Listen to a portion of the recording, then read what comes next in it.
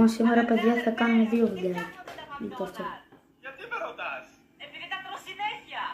Α, φτιάχνονται από φρούτα, μικρέ. Α, οκ. Άρα Πολύ είναι σαν να εγγραφή. το σαλάτα. Ναι, κάτι τέτοιο. Τέλεια.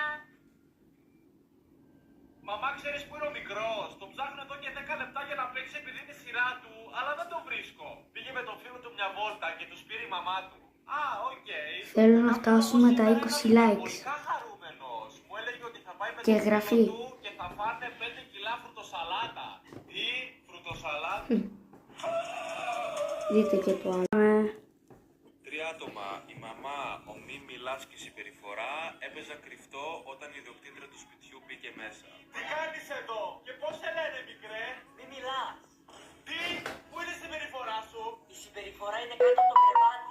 Δεν μου αρέσει καθόλου ο τρόπος που μου μιλάς. Θέλω να μιλήσω στη μαμά σου. Δυστυχώς δεν μπορεί να μιλήσει τώρα. Η μαμά είναι σε άλλο κόσμο. Τι! Σε ευχαριστούμε, γεια σας, 20.000 και εγγραφή όλοι, τώρα, πάμε.